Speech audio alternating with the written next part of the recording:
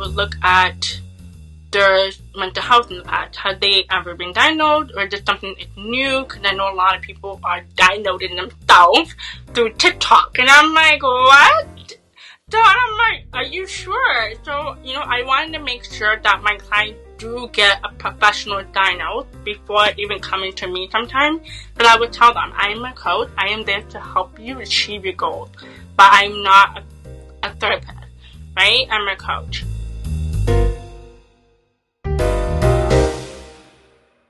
Welcome to Some Stutter Luh, Newfoundland Labrador's first podcast about living with communication differences. It is a production of the Communication Collaborative and is in solidarity with the Newfoundland Labrador Stuttering Association. My name is Greg O'Grady. I am a person who stutters and your host. Some Stutter Luh is a unique opportunity for us to discuss topics, experiences, and perspectives on what it is like to live with communication differences, to live with a disability, but also to uplift and inspire, to rebuild confidence through inclusive language and themes, and to install hope by dismantling myths, stigma, stereotypes, barriers surrounding speech, language, and disability challenges. Some Stutter Luh is a safe space to speak and to own your truth, a safe space to communicate differently without the fear of being judged or feeling shame. If you only get one thing from this podcast, we hope it's this. It's really okay to stutter, and it's really okay to communicate differently.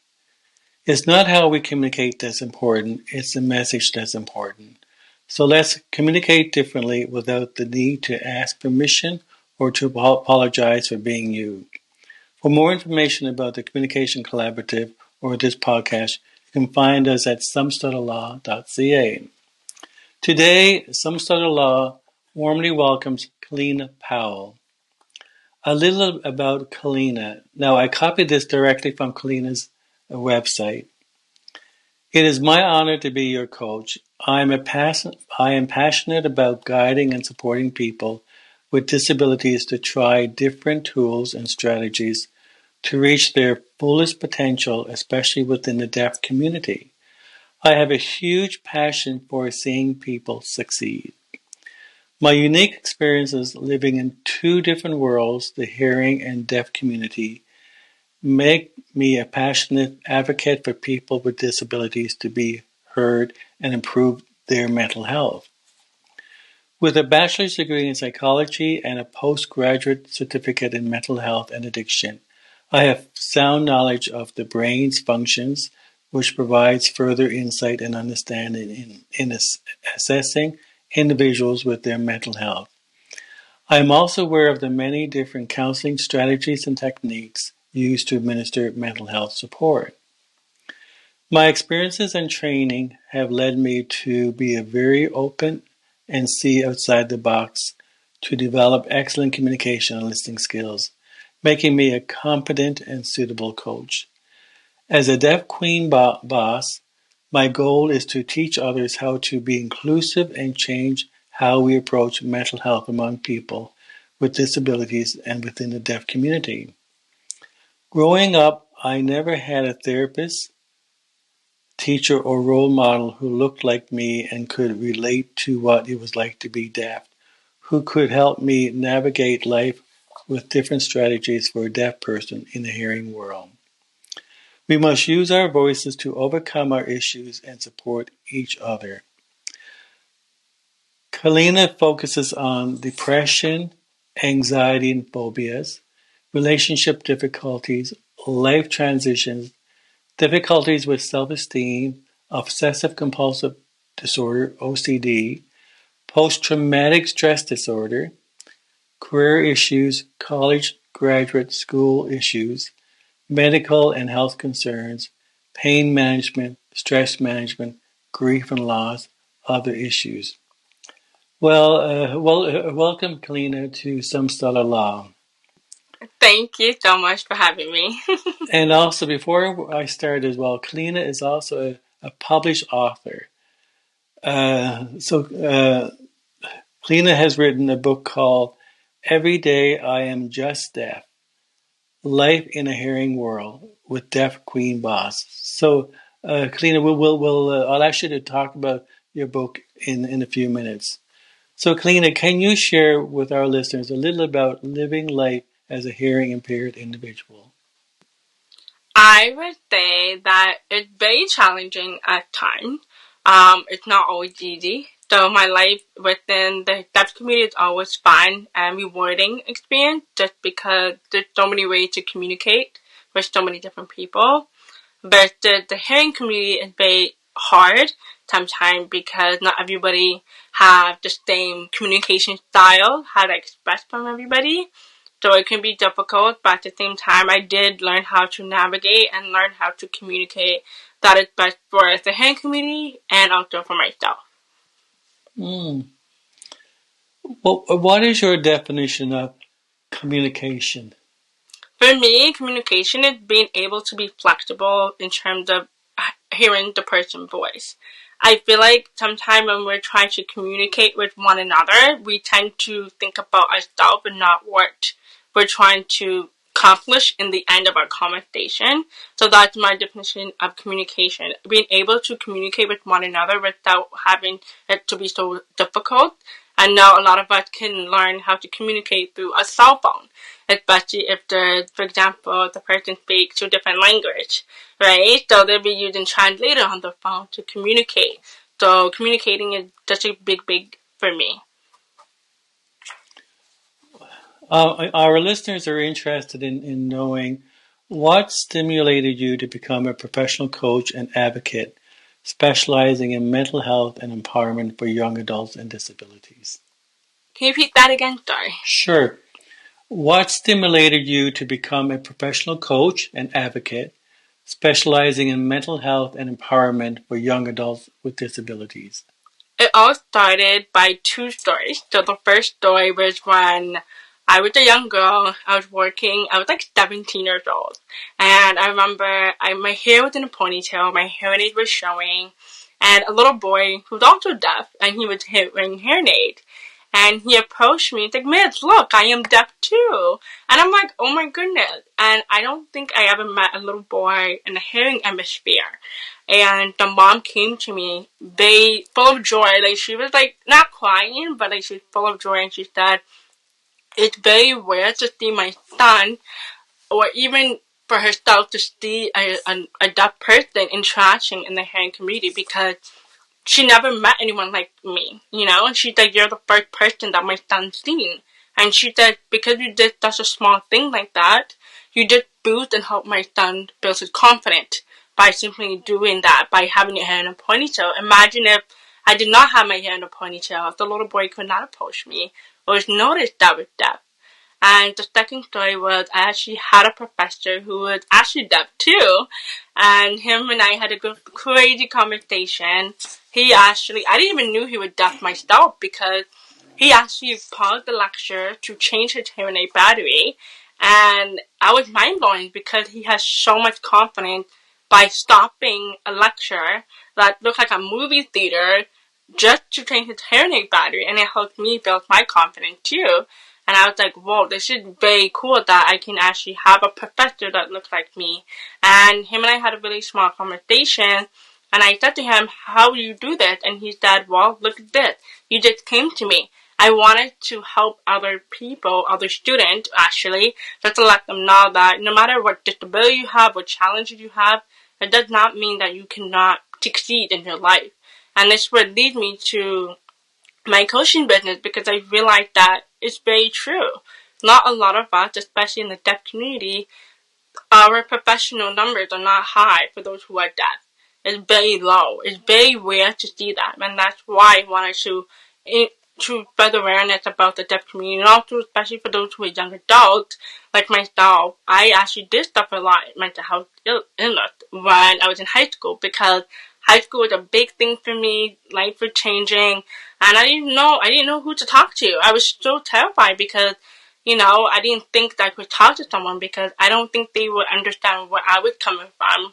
And I feel like, I remember I went to one of them, but she could not understand where I was coming from.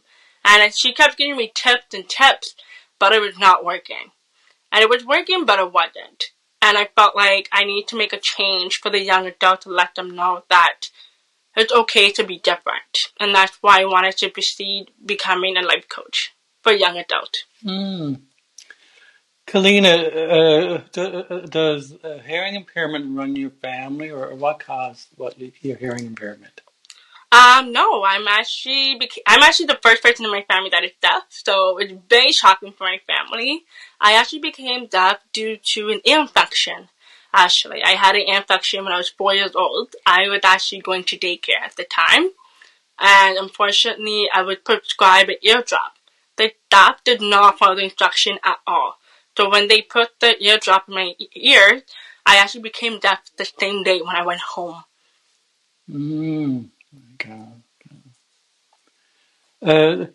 Can you share a little about your book, Every Day I Am Just Deaf, Life in a Hearing World, with Deaf Queen Boss? Before you start, where did the Deaf Queen Boss come from? Oh my god, okay.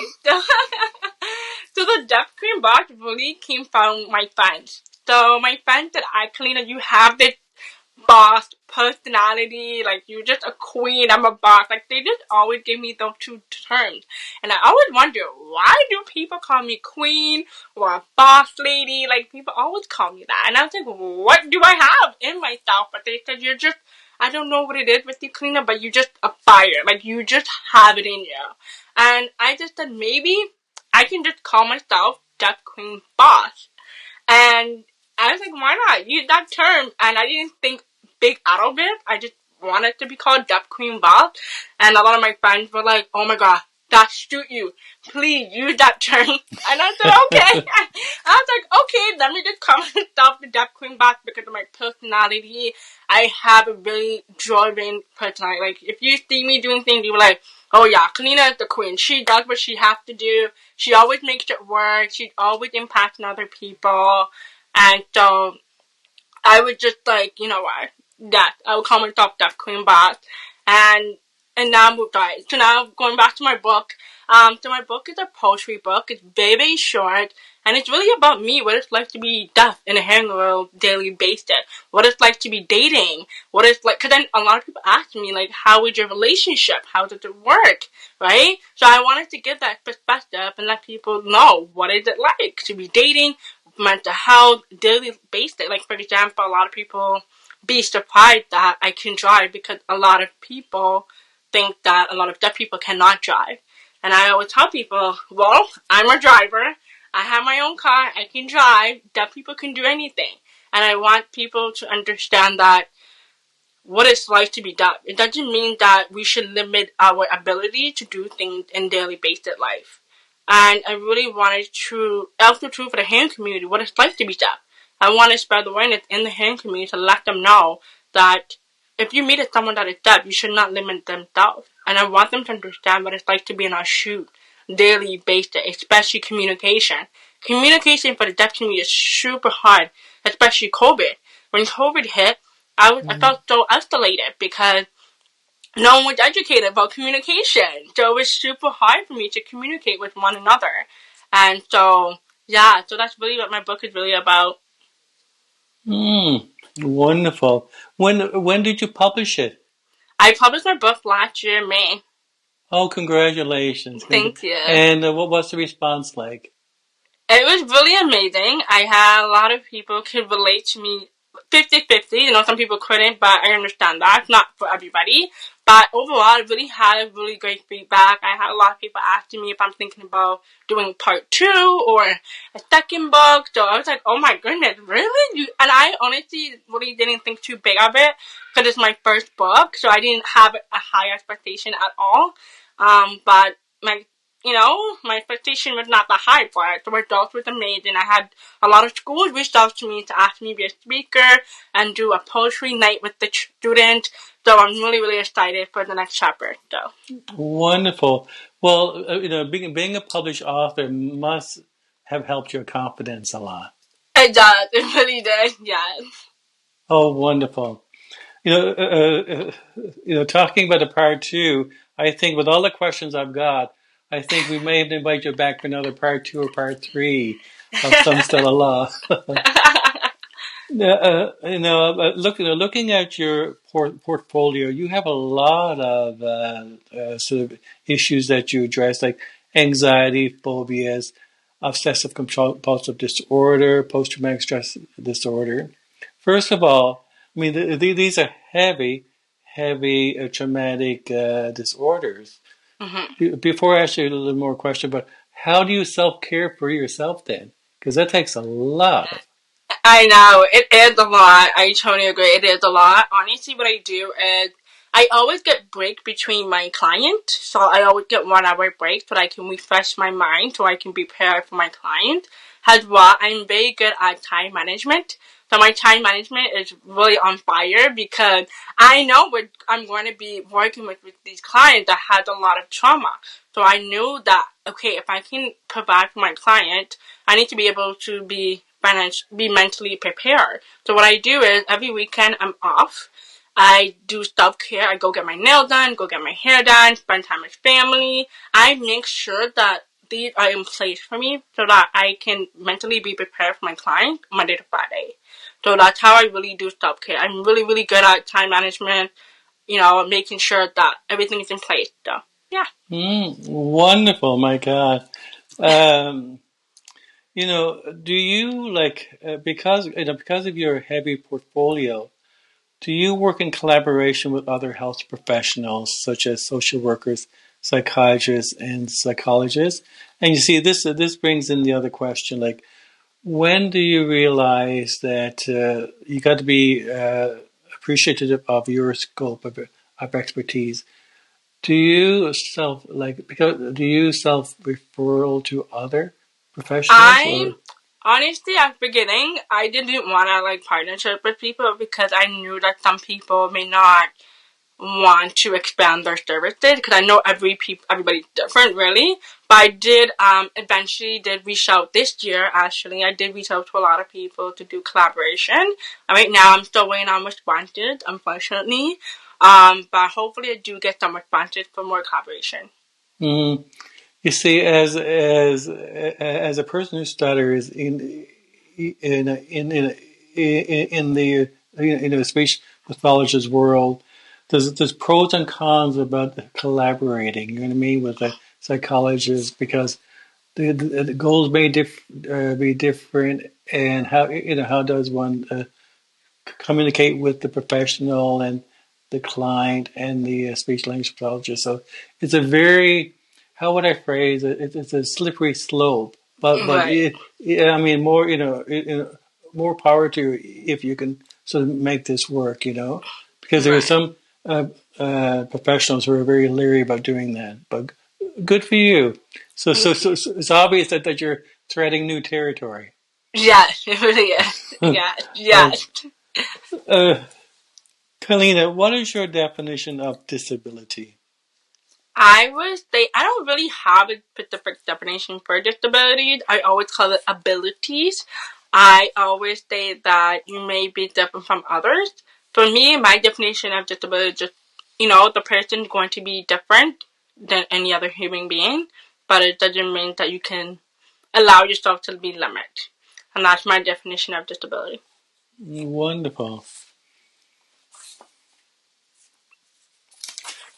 Now, what would be some of the challenges you have experienced and are currently experiencing as as a private entrepreneur? That's a hard word for me to pronounce. Not a problem. Same here uh, with me. I have a hard time pronouncing that word too. Entrepreneur. Entrepreneur. I'm same thing. Don't worry. entrepreneur, yeah. So, like in terms of marketing yourself, financial challenges. Now, first of all, like, is this your full time occupation now, career?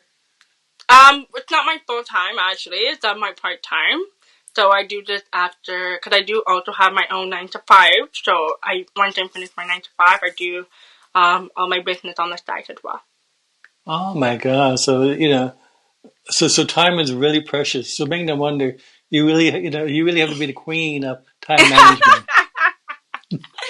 So that's where I get it from. So people are like, my God, this woman is a queen. Like she doing it all. Like, so what would be some of the challenges that you're finding now? Um, There's a lot of challenges when I first started just because of COVID, and I started my journey during COVID. The first thing I noticed was the closed caption.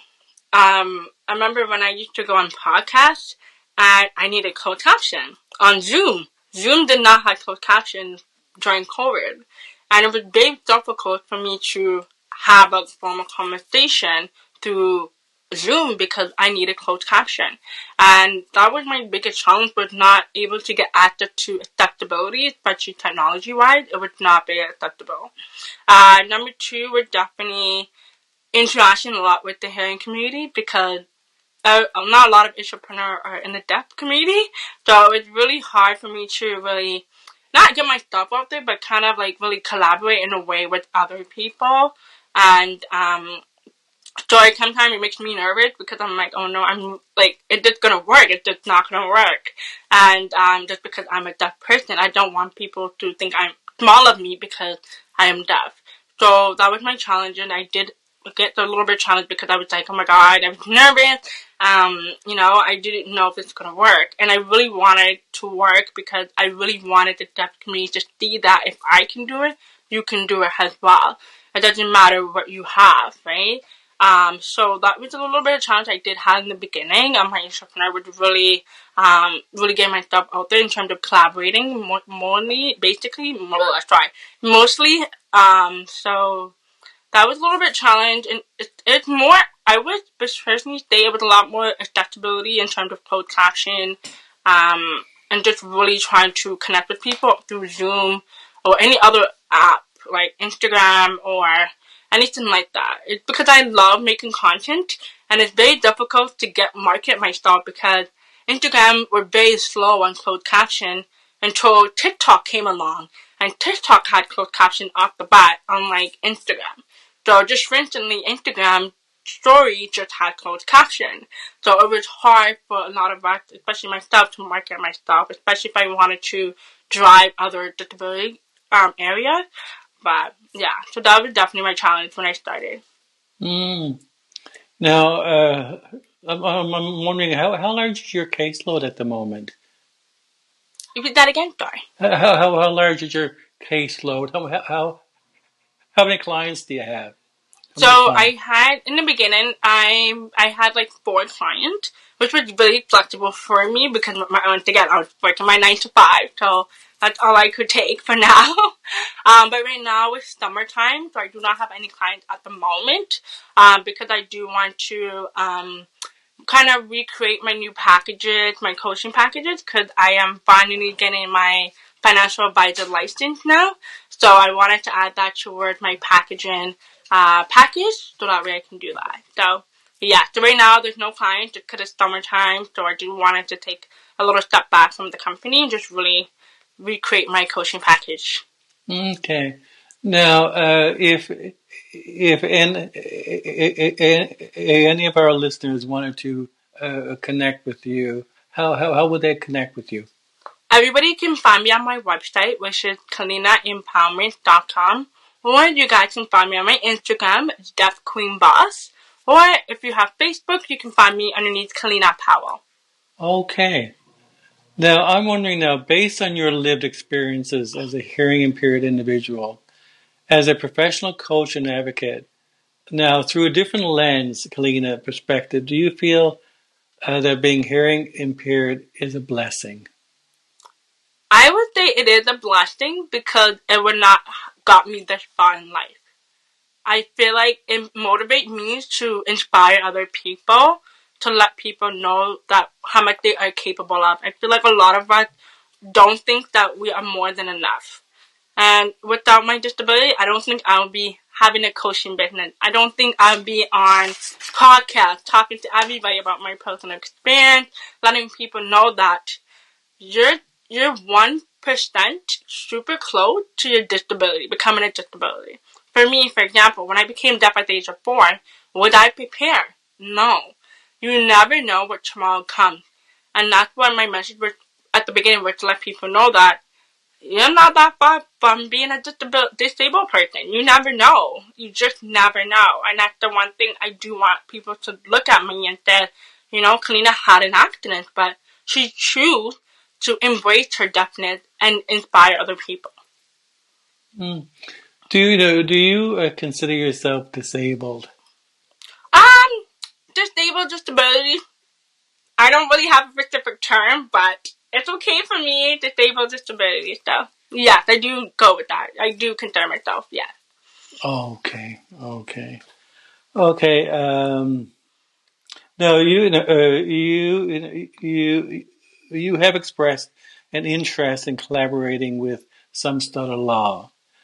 As a professional coach and advocate who specializes in mental health empowerment, can you share some ideas of how Some Stutter Luh could benefit from your expertise in mental health and self-acceptance in the context of communication differences? For sure, definitely. Of course, I see myself collaborating overall.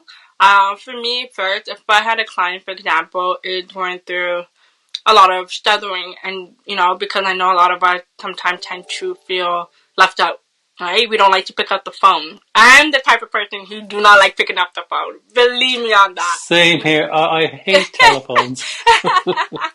I really truly don't. Unless you FaceTime me, I will pick up the phone, right? But if you're calling, I will never pick up. So that's something I would do with my client, but to work, how can we improve a little bit of phone call answer? Just a little bit, maybe 1 day call, 2 day call, just a little bit, just to work on that. So what I do with my client, we do a practice. So it's called role play acting. So we will pretend to act if it were to happen, so that way the client will be prepared what will happen after the call. And second, we will go through monthly goals. So we will go through goals, like what is the goal that the client wants to achieve. I would talk with client, give them example, tips, how they can do that. I know everybody's different, but I would definitely do a lot of acting role play with clients just to let them know what it's like to be on the cell phone, and just practice and practice and practice until they feel comfortable to go on 4 calls a day, for example, instead of 1 call a day, answering 1 call. So I would definitely do baby steps by working with them through that. Mm-hmm. And if you were working with a client that stutters, would you also work closely with their this person's speech language pathologist? Yes. Okay. Yeah. Now, Kellina, this is a $64 question. Okay. Okay. Like stuttering can have a significant impact on self-esteem, mental health, employment opportunities, social and emotional well-being, and overall quality of life. Within the people who stutter community, the analogy of the iceberg is regularly used. The stutter iceberg analogy was developed by Dr. Joseph Sheehan. And the tip of the iceberg, Kellina, is the 10% of the stutter, which is the primary and secondary characteristics. Like that's the actual stutter. Like my name is the repetitions, prolongation, and the secondary characteristics would be eye blinking, pointing, just starter words. But below the surface of the waterline of the iceberg is the emotional component. And with me, and I feel with my lived experiences, this is where the crux of the issues are. The emotional component is sadly lacking within within the counseling field. This is where, like, when someone's having trouble, articulating their words, the listeners do not see the feelings of denial, shame, humiliation, embarrassment. So there's a lot below the surface. There's a lot of mental health issues. Exactly. Now, unfortunately, stuttering can lead to, as we know, stigma, stereotyping, being bullied and harassed, employment discrimination. But it can also lead to a lot of avoidance of telephone, introducing oneself, not pursuing careers because of the communication challenges. Yeah. But there's other disorders as well, like there's associated with stuttering, and this is like autism, intellectual disability, attention deficit. So, when you include all this in stuttering, I mean, so now, so there's a lot of layers there. There's a lot of layers. And then when you also include all the significant challenges that can easily impact mental health of people, sort of like nationality, ethnicity, gender, and sexual orientation, religion, and economic status. And, so there's a lot of layers and layers and layers. Now, as a coach specialized in mental health, how would you begin to address something like this? For example, like a person who stutters comes to you for support. Now, but it goes beyond. Once you start to work with this person around the physical aspect of stuttering, and then you see there's layers and layers of the emotional component, and somebody person may be a member of the LGBT community, and I'm thinking about yourself, Kellina, being a person of color and deaf. So there's a lot of layers there. So how would you address something like this? For me, had I would say there's two ways of thinking of this. For me, had a coach, and for me, had personal. I will talk about that. For a professional way, if I did have a client that came to me with this issue, first thing is I would look at their background, their history, see what causing them, right?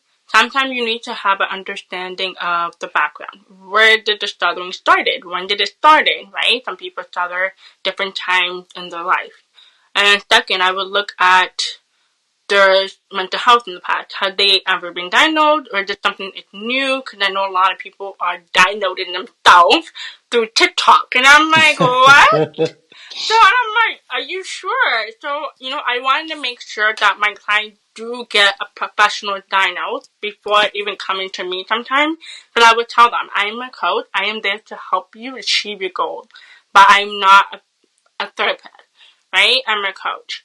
And the first thing I would do was talk to my clients. What is your goal? What do you want to achieve within yourself?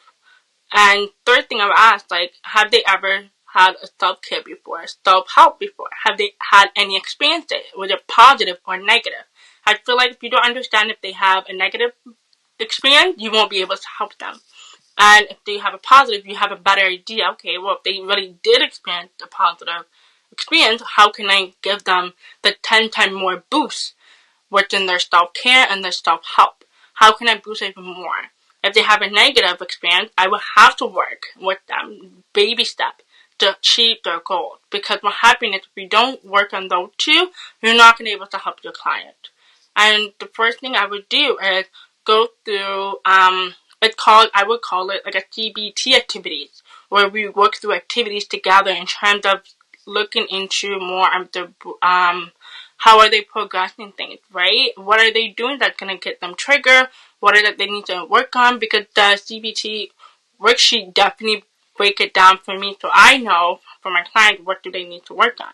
So for example, if my client said, Kina, I stutter, but I'm having a hard time not having a conversation with a coworker. It's very hard. So I would do a practice with them, or second, I would ask them, okay, well, you have to see what is it that you need to work on with your your coworker. Because sometimes coworkers are not always the nicest. Or I would ask them, okay, what can your work provide for you in terms of accommodating for you? Because I know some workplaces do accommodate, but some others did not. And that's what I would do with my client. But as a personal experience, for me, for example, if a friend came to me, I actually do have a friend who also stuttered too. And he just recently called me complaining about his school. His school was not accommodating him because they thought, because of his stutter, and they were being disrespectful to him. And they said, oh, you can't use accommodation. And I said, no, you have accommodation. You need to go back there. And he said, no, I don't want to go back. And he was nervous because he was tired of talking. He said, I'm tired. And I said, there's no such thing as being tired. You cannot give up on yourself. But you're allowing them to walk all over you. It's going to be tiring. but you can't give up. And that's something I had to push him to do. So I said to him, if you want, I can be outside of the school for you, so that if you need me to talk for you, I can do that. But you can't give up on yourself. Because what happened is, a lot of time, not just someone who stutters, but also for anybody who have a disability, we are tired. And it will get tired. But it doesn't mean we have to give up and let other people walk over us. There are other ways to accommodate ourselves. There's going to be something there to support us. You know, the stuttering community is always looking for allies, so you're more than welcome to become one of our allies. Yes. Now, on a personal note, now, like being a person of color and with a disability. Now, have you or do you experience even more stigma, stereotyping? There is a lot of stereotype. I'm not going to lie to anybody, especially as women of color. I know that sometimes there's not the right support system out there for us. It's very little, not as big as it used to be, unfortunately. And I feel like there's not a lot of research on women of color along mental health. There's very few, and especially in the medical field, right? There's not a lot of research, especially for those who give birth. So I cannot pronounce that word. Post-children. That's another example. A lot of women of color who go through that experience, they do not have the right support system in the medical field. I had no idea about this until I started doing in my field. When I started becoming a coach myself, I found that out when I realized that a lot of women of color are not having the right support system, resources, or even someone that can be an ally for them. You know, sometimes people just feel like they're supporting them, but they're not fully being a full 100% ally for them. And so it's very hard, unfortunately. It is. Like, it's really sad, but they need to be more supportive, more ally for women of color and mental health. Now, do you connect with any of, I guess, the Black Lives Matters, for example? There are people there who are spokespersons. Do you try to connect with them to make changes? Because listening to you now, it's obvious that there's a lot of work that still needs to be done. Oh yeah, there's a lot of work that needs to be done, a lot more than we expected, but it's so sad that, I don't know if you noticed, but a lot of people go on social media to spread their awareness. It's like, why are we going on social media to spread awareness where the professional people should be bringing that towards us, where we individuals go on social media, if you think about it. And it's really sad. And I don't like that, because it's like, why does the person's voice need to be heard through social media instead of going to a professional field or a professional? And it's really, really sad. You see, and as a person who stutters, I mean, there's still more advocacy work that needs to be done for creating awareness about stuttering, but not only stuttering, but also, as I mentioned, mental health of stuttering, which is another neglected field. But do you feel that there's a role for government in advocating, establishing new policies, procedures, new programs? What are your thoughts about that? Oh yeah. There's not a lot of programs that is supported for, especially for those who have a disability with mental health.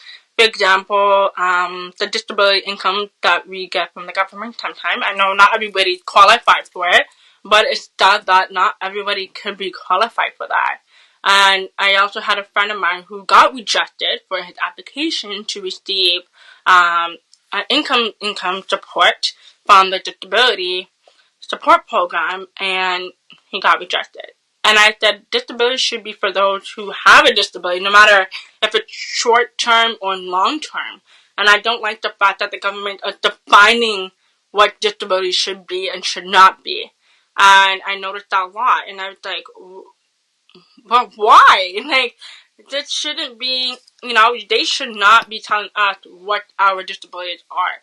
So it's a lot of work that needs to be improved, especially the income support for people who are relying heavily on the government for money. They should increase the income because our markets are going up.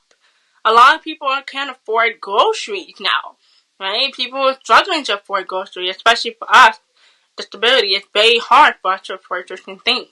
And it's very unfortunate that people, especially us, we have to just come out our comfort zone. But like, what's the point of you supporting us if you're my government? You're supposed to care for your people. So I do have up and down feelings about with the government support system, but it's not has been the greatest. Everything just went skyrocketing since COVID. Mm-hmm, mm-hmm, mm-hmm. And when we are trying to advocate, there's so many obstacles, Yeah. layers and layers of government trying to I guess connect with the right people. Do you find that in Toronto as well, Alina? I haven't gone in front of them before, so. No. Well, what keeps the passion going in your belly to advocate? Well, what keeps the passion going? What keeps me going is really just, I would say my social media. I have a lot of people that always like coming to me saying, keep going, keep going. And I didn't think a lot of people were watching me so much. And so I'm like, oh my god, okay, yeah, I'm gonna keep going, no problem. And I feel like, and I have fun with it, when you have fun with what you love, you want to keep going. And that's what it is for me. I love what I'm doing. I love going on podcasts. I love speaking to people. I love speaking to people about my personal experience, what it's like to be deaf, because I had fun. And that's what keeps me moving forward, because I actually really enjoyed it. Wonderful. And then, that's good words of wisdom because, I mean, we as people who struggle daily with, communication issues, answering the telephone, meetings, things like that, introducing ourselves. But it's important to maintain our, perspective and just to try and have fun. You know what I mean? It's hard, you know? It is hard. It is hard. I always tell people, if it was easy, everybody else could have done it. If it was easy to be a doctor, everybody could be a doctor.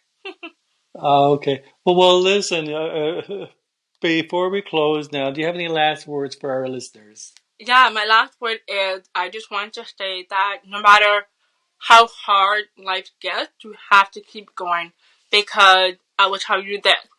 Tomorrow is not a promise. You never know. Knock on wood, God will call you home to heaven. You never know. Live your life to the fullest. Have fun. Do not overthink. Don't think too much. I just want you to live your life to the fullest and have fun. And try and let go of all the negativity. You know what I mean? Exactly.